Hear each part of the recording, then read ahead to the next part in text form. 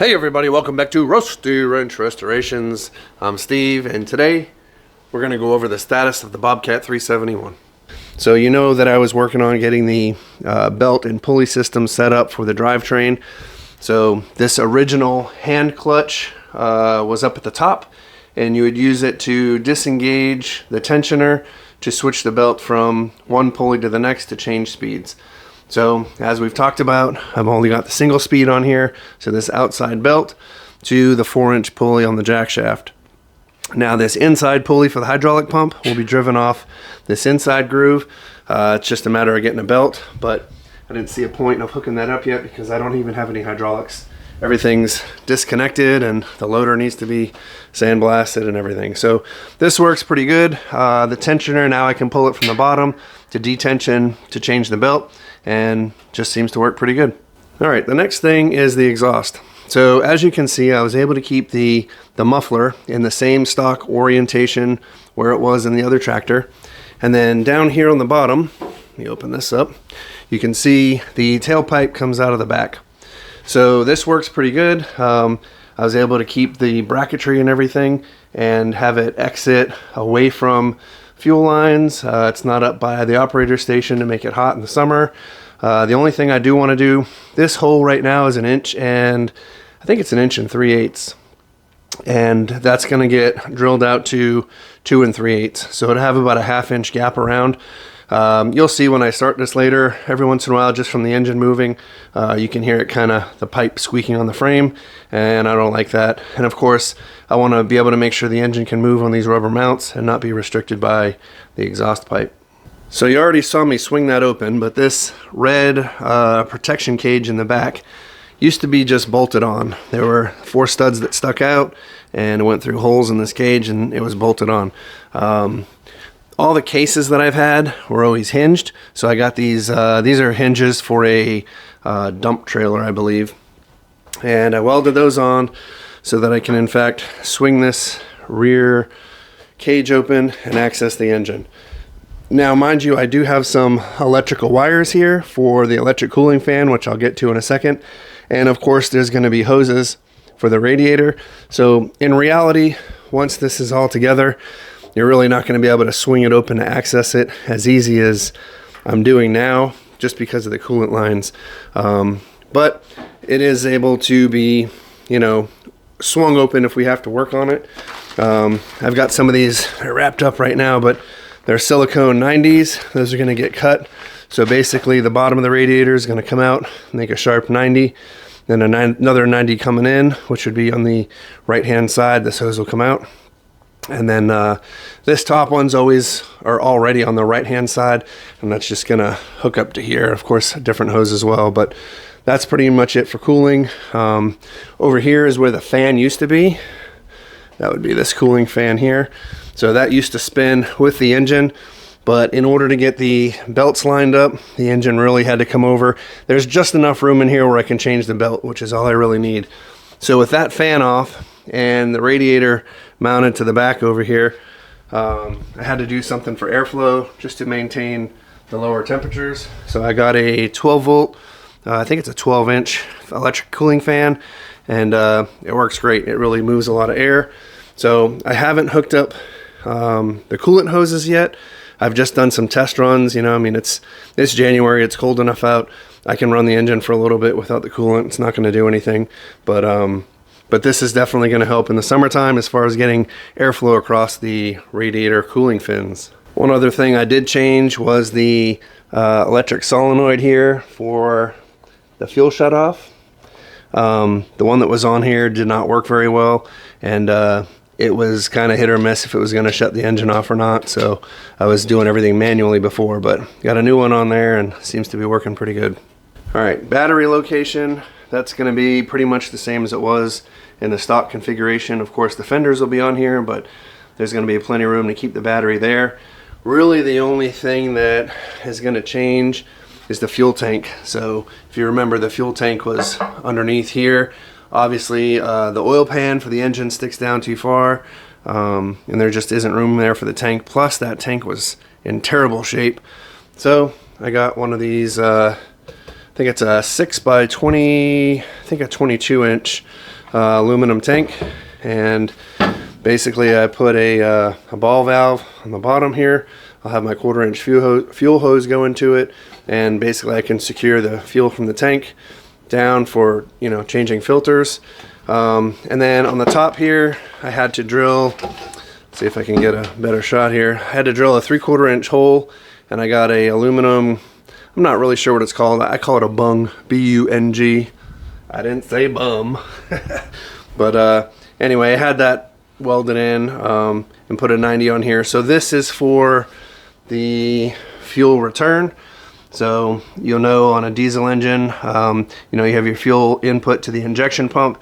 It sends your fuel to your 3 injectors, and then anything that is not used by the engine, the leftovers from that fuel rail, go on a return line. I have this just going up to a temporary tank right now, but it's going to need a return line to send the fuel back to the tank when it's running. So basically this fuel tank is going to get mounted on the back there. It's going to look a lot better, I promise you. I know people don't like putting tanks out there like that, but it is what it is. So I think it holds a little over 2 gallons. So, and then finally is this control panel. Now this is not going to stay like this. So you can see this piece of metal that kind of bows out and goes back in. It just unbolts on both sides. It's not supposed to be there. So that's going to come out, and obviously the fuel tank's going to get mounted. But in the meantime, for me testing to run this thing, I thought it would make a pretty good control panel to drill into, to put all my controls on, so that when I'm operating the engine and testing everything, I have everything kind of at my fingertips. So mounted on there, I've got the throttle, obviously, the electric fuel pump, the 2-fold button. So this is kind of like what I did for the Kubota Cadet. So I'll go over the wiring here in a minute, but this button does 2 things right now. It will energize my glow plugs for when the engine's cold, and it also acts as my fuel cutoff to operate the fuel shutoff solenoid. That's not going to be like that when I have the controls. I'd like to have them kind of in the overhead, right? So when you're sitting in the machine, they're up in the top of the roll cage. So there's going to be another button. There'll be a red button. So the red one will shut the engine off. The black one will be for the glow plugs. But ease of wiring, so I didn't waste too much wiring now. That's all I did. And then, of course, the ignition switch. So these things are super easy to wire. There's really nothing to it. This is the second Kubota diesel engine that I've taken out of a Kubota tractor and put in something else. And the first time I took the whole wiring harness, I was like, I wasn't sure what I was going to need. And you don't need any of it. Like, you really don't. You know, there were dash lights for like oil pressure and voltage and everything, water temp, but they call them idiot lights, right? So if your oil pressure was low or your water temperature was high, the light would come on. I don't like those. I like to be able to monitor it. I'm an engineer by trade. I want to see what the number is. So I don't have it out here, but I bought a gauge. I think it's called by a company called Dayglow. Great reviews, and it's 1 round gauge that's got 2 digital outputs on it. One of them is for the oil pressure, and one of them is for the water temp. So you know, they're supposed to be pretty bright so you can see them during the day, and I'd rather just see a number. I want to know what my water temperature is. I want to know what my oil pressure is. So those will get installed. Like I said, eventually once this roll cage is back in, when you're sitting in the machine looking out, there's going to be a panel up at the top that's going to have all the controls, gauges, and whatnot. So let me go over the wiring real quick, because there really isn't a whole lot to it. You know, so obviously with any electrical system, you're going to start with the battery. I've got the ground, and then the positive is going to go over to the starter solenoid, so that there's power there once I energize the start switch.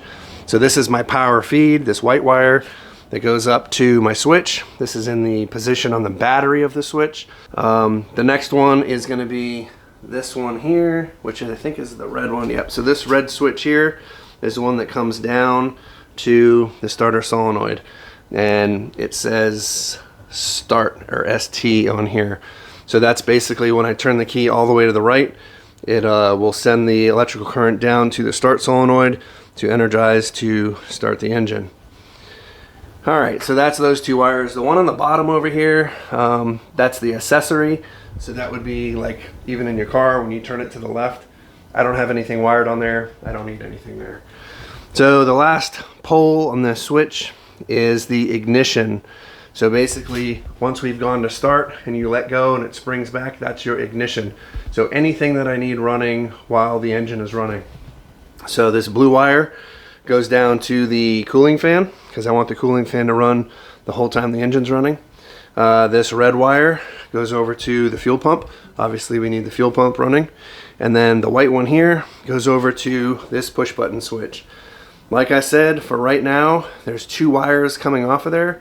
The yellow one goes to the fuel shutoff solenoid, and the red one goes to my glow plugs. So right now when I push that, it energizes both at the same time, which doesn't matter because when the engine's cold and I'm trying to energize glow plugs to heat up the fuel system, I don't care that the fuel solenoid is shutting off fuel because it's not running anyway. And then when I want to shut the engine off, when I depress it and it energizes the fuel shutoff solenoid, it'll energize the glow plugs too, which again doesn't matter. So if you're looking to minimize your switches like I did on the Kubota Cadet, you can wire those both into the same switch.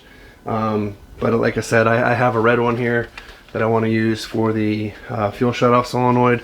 I just think it's going to be easier, at least for anybody else that's going to operate this, to know that red is dead, right? So you want to hit the red switch to kill the engine. So that's it. I mean, that's all there is for wiring on this thing. I have a temporary fuel tank set up here. This is something I made out of PVC pipe. You know, it just comes out of the tank. I got a little ball cut off here to secure fuel flow.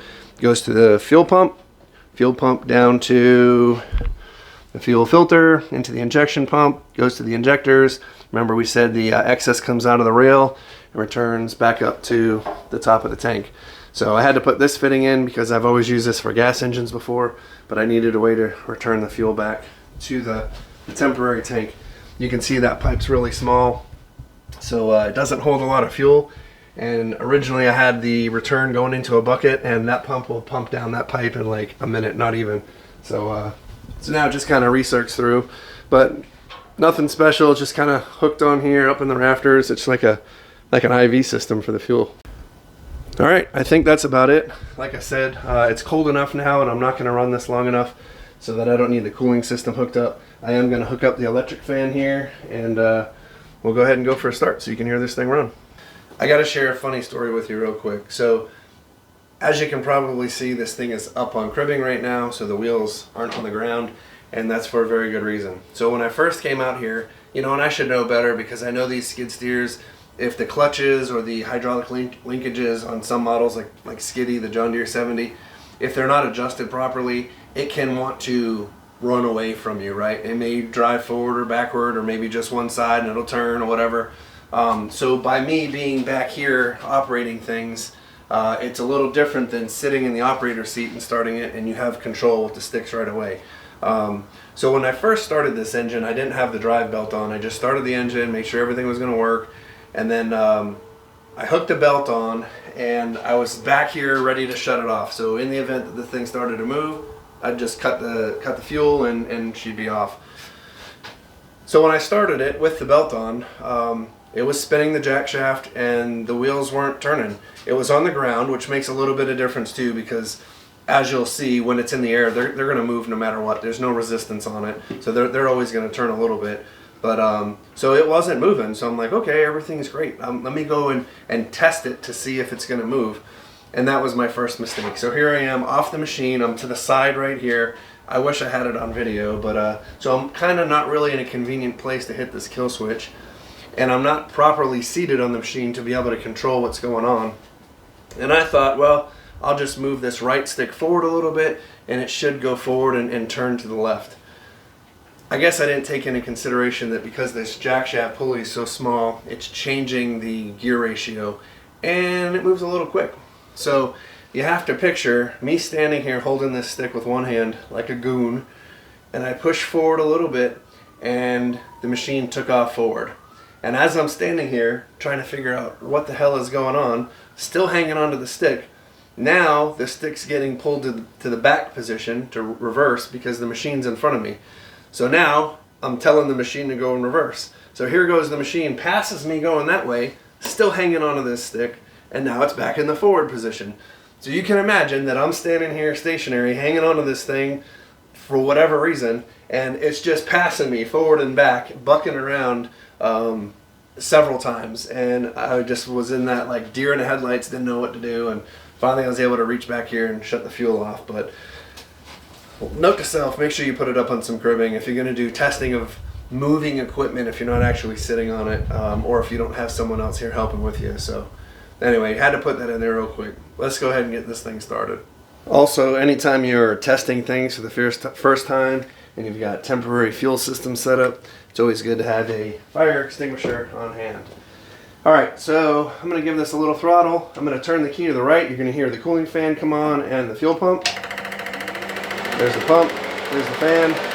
Energize the glow plugs, let it warm up for a little bit. Now like I said, it's also energizing the fuel shutoff now, but it doesn't matter. We'll keep those there for a few seconds. Alright, we'll go for a start.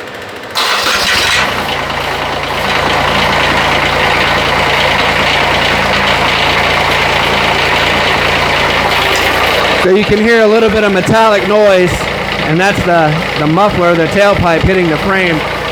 So that's going to go away.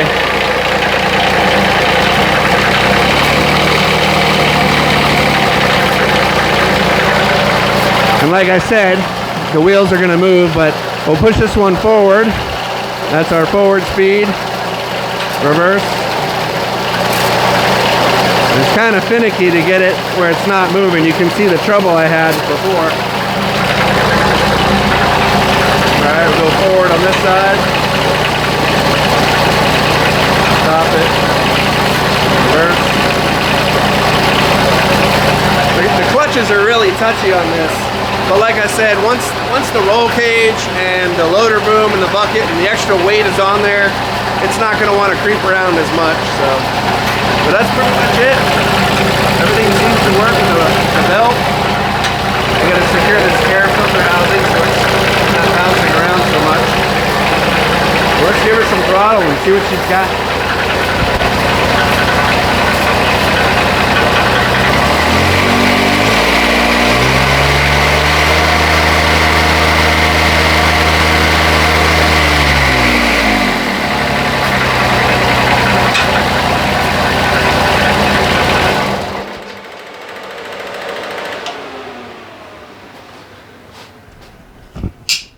Well, there she is, alive and well. So I think I've got most of the fabrication stuff done. Obviously there's going to be a little more, I have to make a control panel for the roll cage. I've got to get the fuel tank installed, and a few other little minor things. I've got to figure out what size belt I need for the hydraulic pump, but all in all, it runs pretty good. Seems like everything is going to work. Oh yeah, I've got to make that hole bigger for the tailpipe sticking out. But I think we're good to go. I got to pull this top cover off. There's a gasket that's under there that's no longer made. Imagine that. I did get on Bobcat, and obviously I saw that it was discontinued, and that thing was like $400, which is crazy. So I don't know if I'm going to buy a piece of cork and cut out a gasket for it, or if I'm just going to use a good old RTV. But you can see here from the chains and sprockets inside here spitting, getting oil up on the bottom side of this plate. It's leaking out of the gasket here, and that's a no-go for me. You know, I hate leaks. So, but yeah, I think most of the fabrication stuff is done. So really, I can probably start tearing everything apart, getting everything wire wheeled down, at least get it in primer. I don't mind painting primer when it's cold. It's really not a big deal. I can always sand over it and put another coat if I needed. But definitely going to have to wait till it warms up to get some paint on here. Alright, and finally I'll leave you with this parting thought. So, you know I like to name my machines. I don't know why, it's just the thing I like to do. We've got Sweaty Betty, the 1950 John Deere MT. The Kubota B7100 is Bozo. And of course, you know, every time I say Bozo, you're going to hear the horn. And that's why it's named Bozo. Because the horn sounds like a clown horn. So I need to think of a name for this Bobcat. And if you've got one, please enter it below. Tell me what you think. Maybe you can think of something creative, but I think I have in mind what I'm going to do, and I'm going to disclose that to you now. So, being as that Bozo is a clown, and sometimes I feel like I'm in a circus over here with this crazy equipment and fabricating stuff and making things that I don't think people have seen before. It feels like a circus sometimes. So I thought, well, what better way to keep this circus theme going than a name for the Bobcat that kind of fits in with Bozo. So if you've ever watched The Simpsons, you know there's a clown on The Simpsons as well, and his name's Krusty the Clown. And I think that's kind of a goofy name for a piece of machinery, so we're not going with Krusty the Clown, but he does have a sidekick, and his sidekick's name is Sideshow Bob. And I thought, Sideshow Bob, and it's a Bobcat. And then I got to thinking a little more, like, hey, I know the Simpsons have a pet cat. So I put those two together, and I thought, Sideshow Bobcat. I thought it was a pretty fitting name. So then I went a little further, and I came up with my new logo for this build, Sideshow Bobcat. So basically it's Sideshow Bob's head, put on the Simpsons cat. I'm hoping that you can see that. Yep, there he is. Sideshow Bobcat.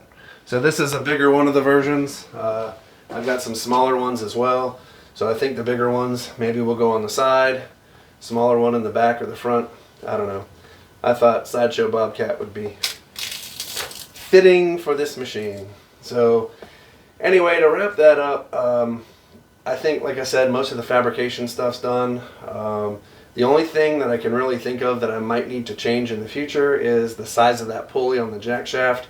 If I see that it's just moving too fast or doesn't have enough torque when I have a load in the bucket, it's just a matter of changing, going up to a 5-inch or a 6-inch. I can change the pulley sizes. That's not a problem, and obviously the belt as well. But it won't require any cutting or welding. So on that front, I think we're good to go to start removing paint, getting things in primer. I'll pull the engine out, clean everything up, do all the maintenance on there. I still have to change the fluids and filters and whatnot. So, but that's why I didn't put the coolant in the system yet, was because, I knew this thing's going to come back apart again. So, anyway, that's where we're at with the Bobcat.